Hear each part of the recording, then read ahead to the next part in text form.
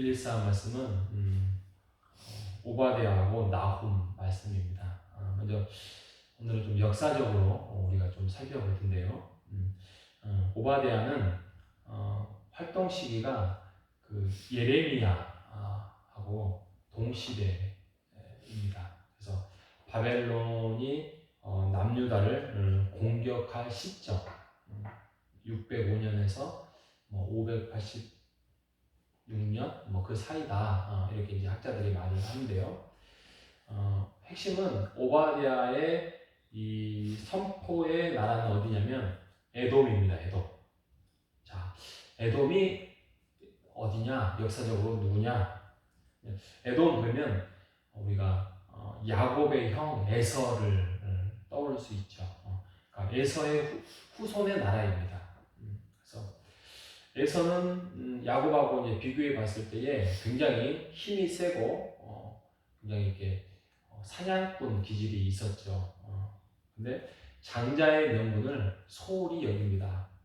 그는 힘을 믿고 칼을 믿었고 대신 아우를 섬긴다라는 이렇게 창세기 27장에 이렇게 말씀이 되어 있습니다. 굉장히 전투적이었고요. 언약의 백성과는 좀 다르게 자기의 힘을 의지하는 그런 사람이었고 그런 나라였습니다. 이처럼 이게 힘이 있다 보니까 어떤 일이 벌어지냐면 이 에돔이라는 나라는 하나님의 일단 그 테두리를 벗어납니다. 그래서 자기 자신만의 문화를 구축을 하고 왕정 제도도 먼저 받아들여서 어떻게 보면 작은 나라임에도 불구하고 굉장히 힘세고 좀 여유가 있고 부강하고 난공불락의 성들을 잘 구축했던 그런 문화를 구축했던 나라입니다. 그런데 이제 그 모세 때 이집트를 이렇게 나왔던 이스라엘 백성들이 이제 그 광야길을 가나안을 향해서 가고 있었는데 길을 열어달라고 부탁을 했는데 그들은 길을 열어주지 않습니다. 그래서 거절하지요. 그래서 전쟁을 하려고 했는데 하나님께서 전쟁을 허락하지 않습니다. 왜냐하면 그들의 나라는 너의 형제들이다. 너의 형제의 나라다. 그러니 싸우지 말아라 라는 메시지가 있었고 그런데 이제 나중에 이제 사울 왕이나 또 다윗 왕 때 전쟁을 자주 했습니다. 전쟁을 자주 하다가 남북 분열 왕국 때 이 에돔 나라가 속국이 되었어요. 속국이 이스라엘의 속국이 되다가 아하스 왕 때 유다로부터 독립을 합니다. 그리고 나중에 남유다가 바벨론에게 이제 멸망을 하기 직전에 나라가 힘들어지니까 에돔은 그 형제의 나라임에도 불구하고 그 멸망을 굉장히 기뻐했다라고 하는 장면이 오늘 오바댜의 말씀에 나와 있습니다. 그래서 그런 거에 대해서 그동안 우상 숭배하고 또 하나님을 의지하지 않고 또 너희들의 힘만을 의지하면서 형제들의 나라를 핍박하고 이런 거에 대해서 오바댜의 선지자가 에돔의 멸망을 선언하지요. 자, 그리고 오늘 읽지는 못했는데 3장에 걸쳐서 된 이 나훔이라는 선지자는 그 니느웨를 향해서 심판을 전합니다. 니느웨는 아시리아의 중심 도시지요. 이 선지자 나훔도 예레미야나 그 스바냐와 동시대의 인물이다. 같은 선지자다라고 보통 얘기합니다. 근데 이제 재밌는 거는 이 니느웨는 그로부터 한 120년에서 150년 전에 요나 선지자로 인해서 한번 멸망을 당할 뻔 했잖아요. 그래서 요나가 도망을 가잖아요. 적국을 내가 어떻게 해서 저 구원의 메시지를 전할 수 있겠느냐. 도망을 가가지고 결국에는 이제 하나님한테 붙들림을 받아서 그 나라에게 너희들 계속 우상 숭배하면 죽는다 그랬는데 그들이 갑자기 회개를 해서 그들의 멸망을 연기가 되는 거예요. 그래서 멸망을 하지 않고 그 회개로 인하여서 그 나라가 지속이 됐는데 그로부터 120년 정도, 120년에서 150년 정도에 이 나움이 다시 하나님의 명을 받아서 멸망을 선포를 합니다. 그런데 120년 전하고는 다르게 그들은 회개하지 않습니다. 그래서 결국에는 심판을 받아서 멸망을 하게 되지요.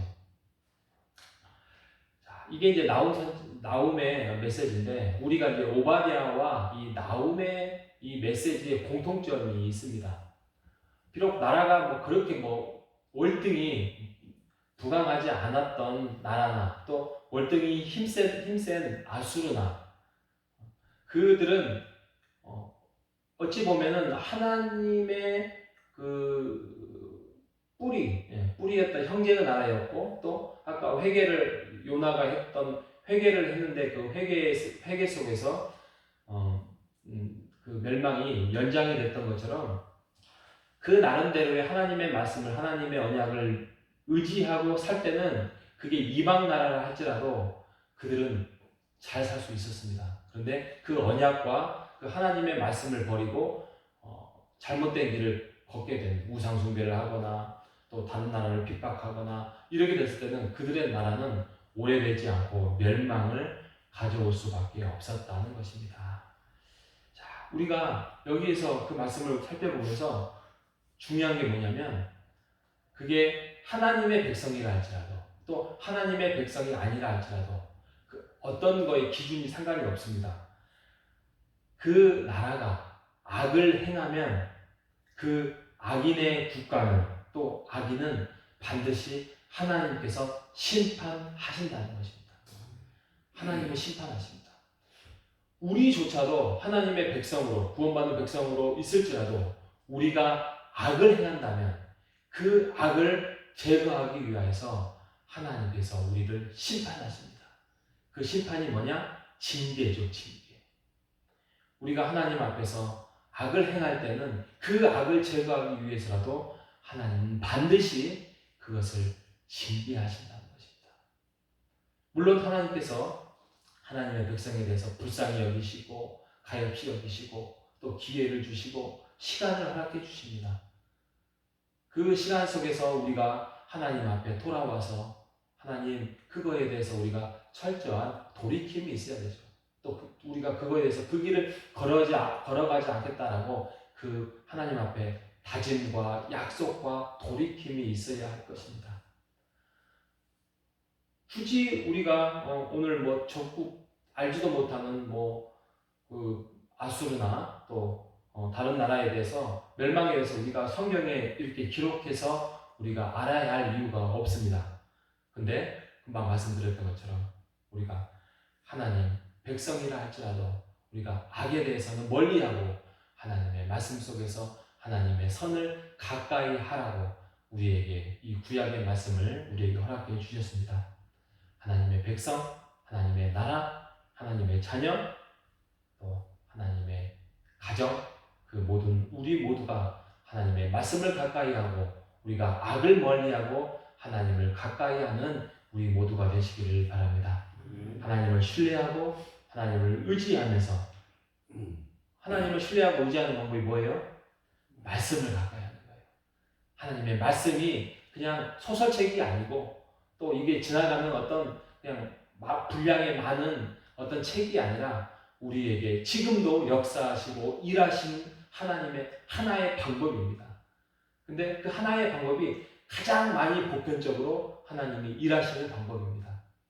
옛날에는 영이 임하고 또 기도를 많이 하면 하나님 오늘날도 그거에서 하나님의 일하심을 제한하지는 않습니다. 하지만 보편적으로 하나님의 말씀이 살아서 꿈틀거리면서 우리의 관절과 골수를 찔러 쪼개기까지 우리를 흔들 수 있고 우리를 회개의 영으로 돌이킬 수 있는 것은 하나님의 말씀입니다.